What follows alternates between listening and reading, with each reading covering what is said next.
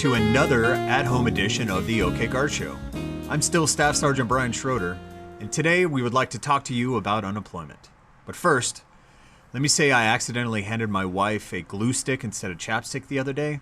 She still isn't talking to me. Sorry, I received a pun of the day calendar from Leanna Machino, my co-host of the OK Guard Show, during our office gift exchange back in December. There's some of these puns that I just can't go without sharing, like this gem from April 24th. A dog gave birth to puppies on the side of the road and was fined for littering. Also, one of my favorites, hung a picture up on the wall the other day. Nailed it.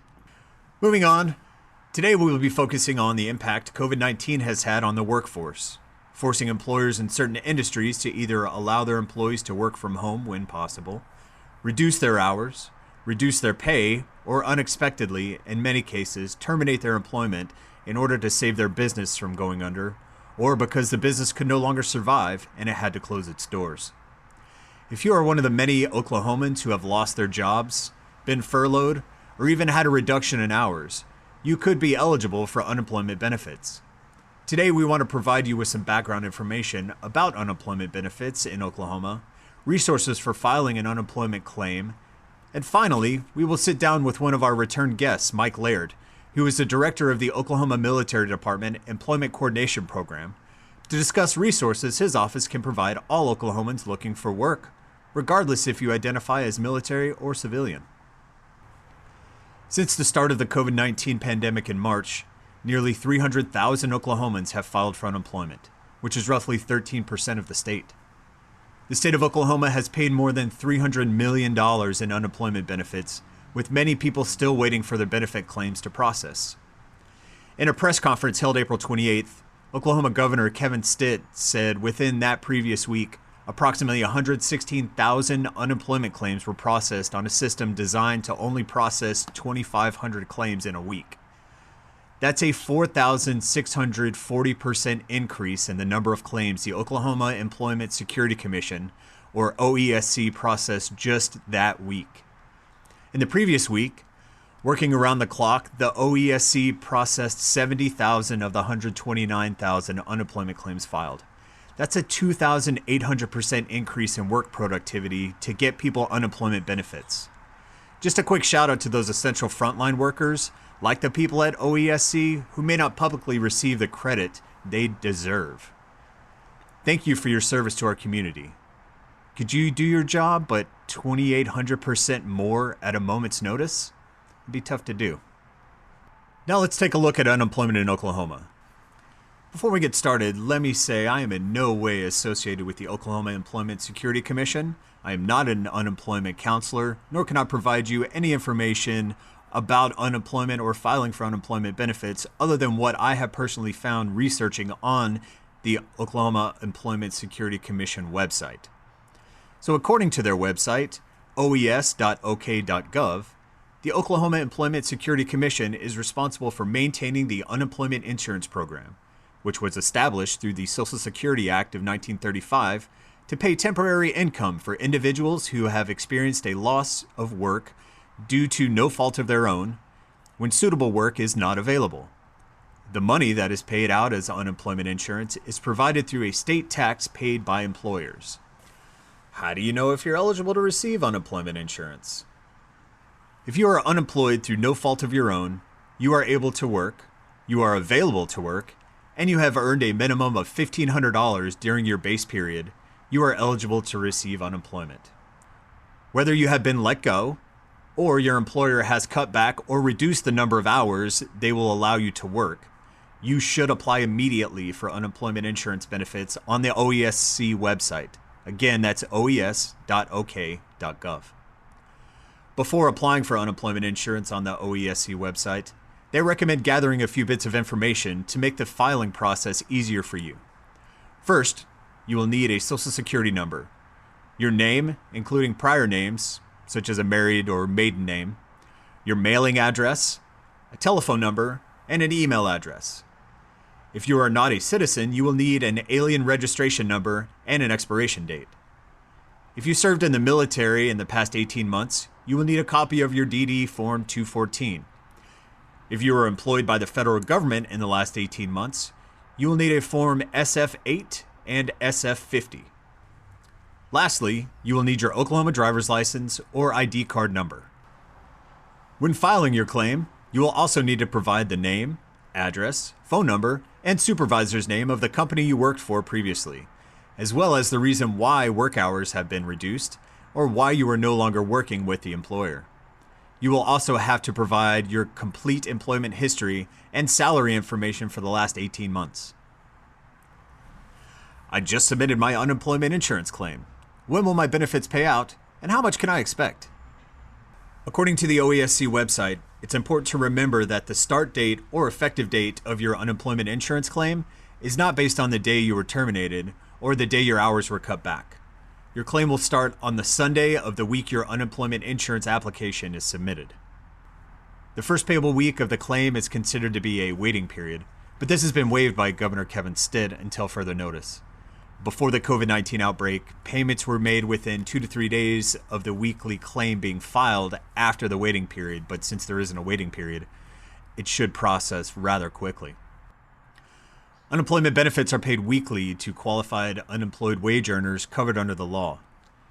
The amount you qualify for is based on wages earned during your employment period. Your weekly payment can be roughly 1/2 of the highest quarter taxable wages in your employment period. What does that mean? For 2020, the maximum weekly benefit amount you can receive as an Oklahoman is $539, but you are guaranteed no less than $16 per week. Payments come in the form of an unemployment insurance benefit debit card, which can be used as a prepaid debit card, or you can set it up to direct deposit right into your bank account. In addition, as part of the Coronavirus Aid, Relief, and Economic Security Act, or CARES Act, Congress has created 3 new unemployment insurance programs that expand current unemployment insurance up to $600 per month through July 31st for qualifying applicants, self-employed workers, freelancers, and independent contractors. What requirements do I have while I'm receiving unemployment? Although OESC has waived the work search requirement due to COVID-19, you are still responsible for registering for work with okjobmatch.com, filing weekly claims, and keeping a log of work search efforts. Now that we have quickly navigated the thick and dense jungle of filing for unemployment insurance, let's speak with somebody about getting back into the workforce. So welcome everyone. Today we have a very special guest with us, Mr. Michael Laird. Please introduce yourself and tell us a little bit about what you do for the Oklahoma National Guard. So I'm Mike Laird. I'm the director of the Oklahoma Military Department Employment Coordination Program. Basically, I help our military members, their family members, veterans, find civilian jobs here in the state of Oklahoma. Okay, so what you do is not limited to military members. It's their families, retirees, people like that as well? Correct, yes, yeah. Regardless of the service, how long ago they served, or how short of a time, it doesn't really matter. If they're a veteran of any sort, or if they're a family of a military member or veteran, we're here to help them out. Okay, an outstanding resource that your office provides to our service members, their families, retirees, veterans, whoever it may be, that's out there looking for a job.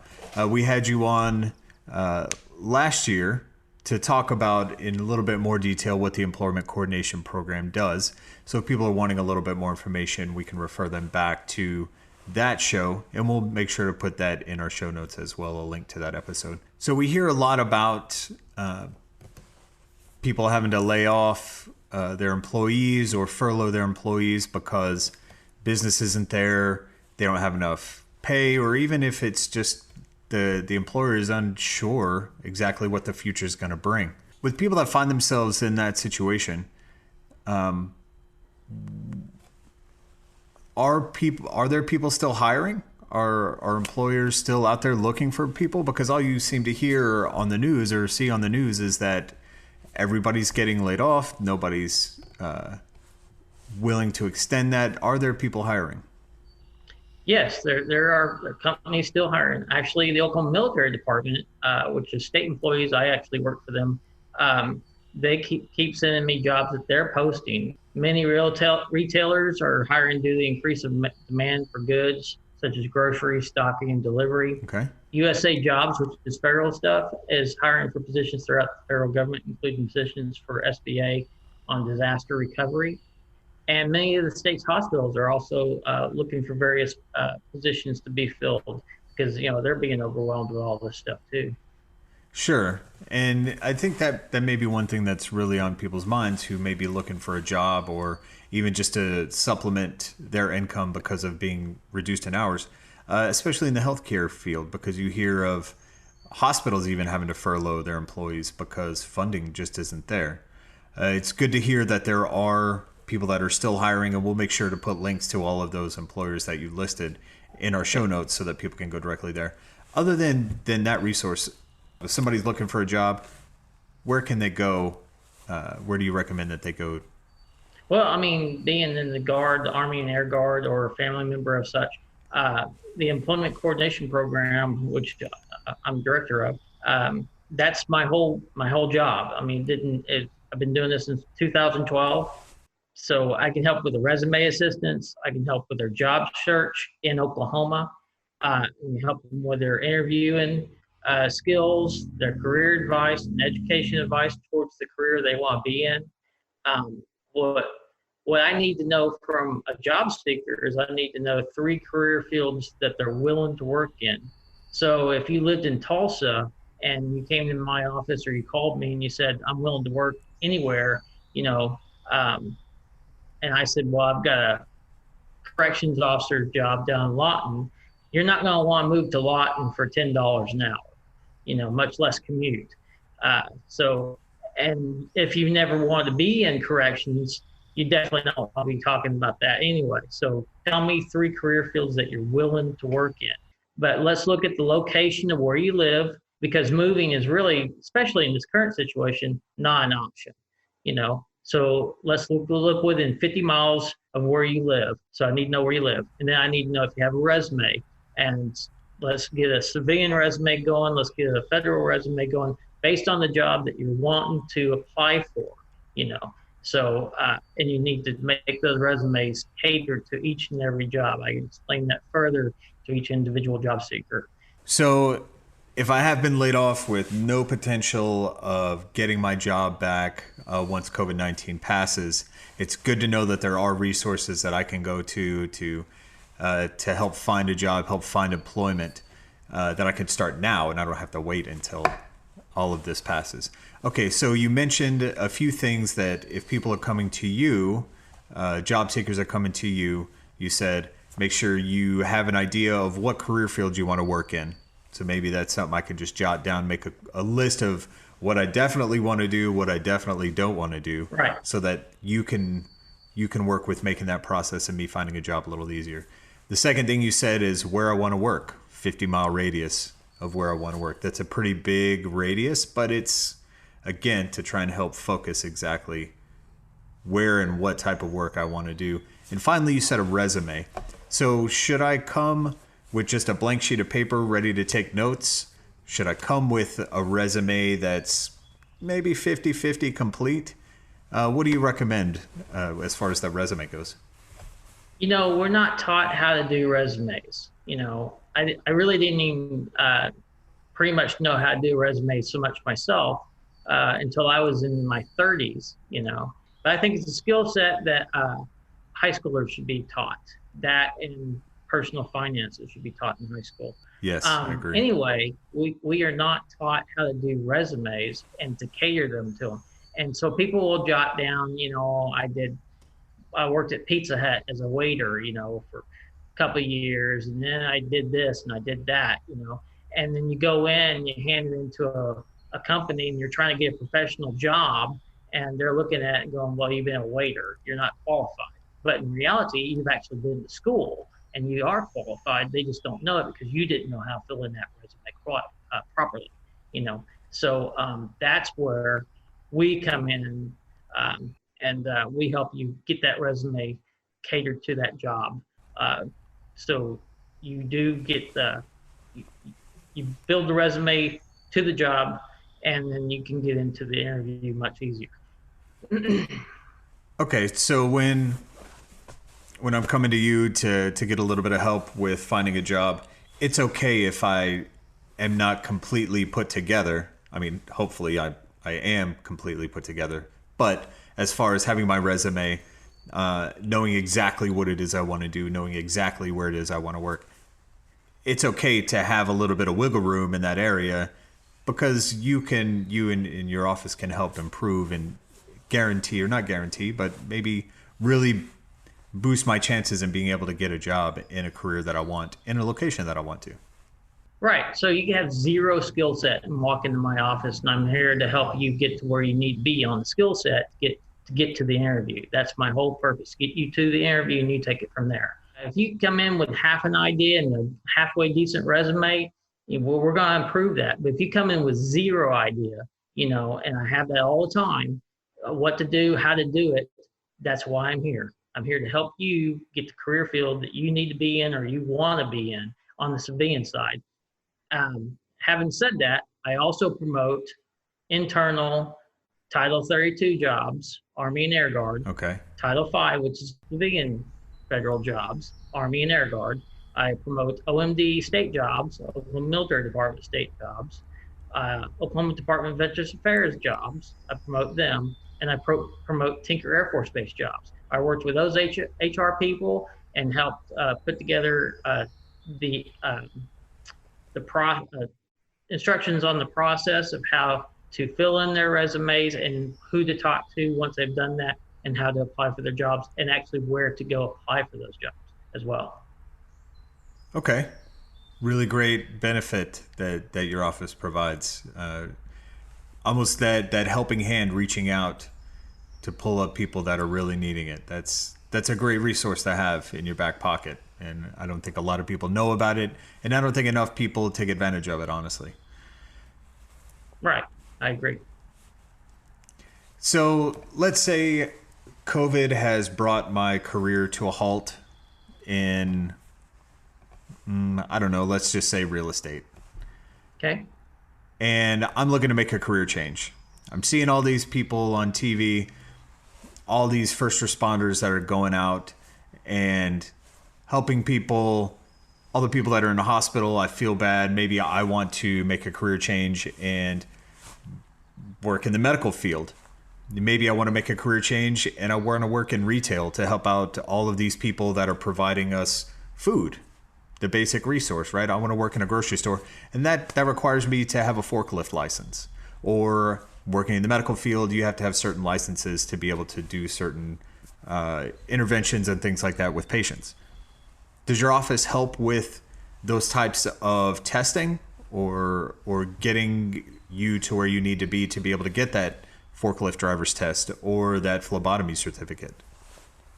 So the answer to that is no, my office does not help you with that. However, if you walk in and you say, I want to have a certain type of job in the warehousing, I need to have a forklift license, I can help you find where to get that information. That's where I'm giving education advice to get to the career field that you want. Now, if you work for a company that provides forklift training as part of their onboard training to bring you in, then that covers that part of it. The biggest thing is like CDL drivers. CDL drivers, there are very few companies that will work to get you the license, because they want people today that can get in the seat and get on the truck and go, right? So, but if you want to be a CDL driver, which is a darn good job and it pays really well, there are various training groups out there, even veteran-led ones. We got one down in Fort Sill, Lawton area, and it's Troops to Transport. And they do CDL training, including hazmat, 6 weeks, you're done. It's a set deal. It's run by veterans, for veterans, and they get them their CDL driver's license, and then you can go apply for any company after that. And they can also help you. They can help you find a job with a company as well. That's outstanding. That's really great. So your office doesn't necessarily provide the testing, but you can put people in contact with Correct. whatever testing it is that they're needing. Yeah. And the whole way I work is I work off what the job seeker desires to do most as far as a career field, and then I let that be the driving force to help them get to where they want to be. So for instance, I had a young lady, 19, 20 years old, come in, and she's like, I don't know what I want to do. I'll do anything. I need money. And so I asked her what she wanted to do if she had all the experience, all the education, if she had her dream job, what would it be? And she said, I want to be a doctor. And I said, well, what have you done to do anything towards becoming a doctor? Have you been to any schools? Have you talked to any school counselors or anything like that? Have you applied for a job just being an admin person at a hospital or a dentist office or something like that? And she said she hadn't. I said, well, that's what you want to start doing. You want to start talking to the schools who teach nursing, who teach doctors, stuff like that, and find out what you need to get education-wise, get the academic goals that you want to get so you can become a doctor, right? You need to look at the different type of schools as well, because some schools are better than others, but that's your choice and whatever you can afford. But if you get a job like at a dentist's office, just working admin, you're then surrounding yourself with doctors who actually know and have done what you want to do, and so they can advise you day in, day out, and they've been there. They know what it takes to get to where you want to go. So they're flexible about making sure that you get the education time off to go get your education, and with your attitude of this is what I want to do, they're going to be more likely to support you getting you where you want to be. Does that make sense? 100%. All right. No, that's really good. So does your office do any type of, if I go into your office and let's say I have no idea what I want to do, I just know I'm done with the banking industry, I don't want to have anything to do with counting anything ever again in my life, can you help me figure out what it is I want to do? Do you offer any type of placement testing saying this is a best career field based on your personal interests or anything like that? I don't do it. However, you could go to okcareerguide.org, which is a state website by Career Tech under Oklahoma Works, and you can do an online assessment for free, and that will tell you the occupations that they feel based on your testing what you would be good for, and then it would go to the skills and the tools required. And this is for veterans right here.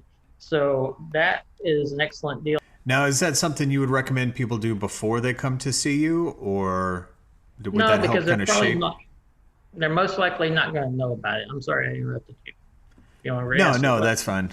I was just going to say, would that help to shape their resume or give them an idea of what they would want to be doing, where they would want to be doing that before they come to see you? No, I would say that most likely they have no idea, if they don't really know what they want to do and all this other stuff, that this website even exists, or these tools that we have access to exists. So okay. Come on in and I can just help them out. Mike Laird, thank you so much for joining us today. We appreciate you coming on and sharing your employment knowledge. Hey, I appreciate you. Thanks. Hey everybody, thanks for joining us again for one more episode of the OK Guard Show. We appreciate you keeping us going. Make sure to like us on Facebook and Twitter. Make sure you follow us on YouTube so you can get the latest updates when we post new episodes.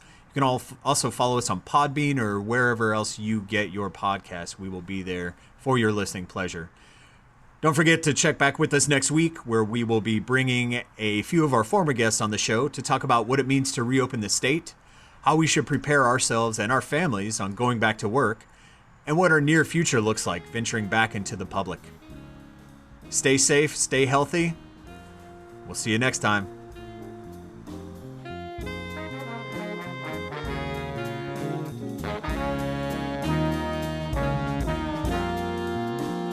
The OK Guard Show is produced by the Oklahoma National Guard Public Affairs Office. Any mention of products or brands does not imply endorsement. All guests on the show are volunteers in an effort to inform and educate members of the Oklahoma National Guard, their families, retirees, potential recruits, and the community.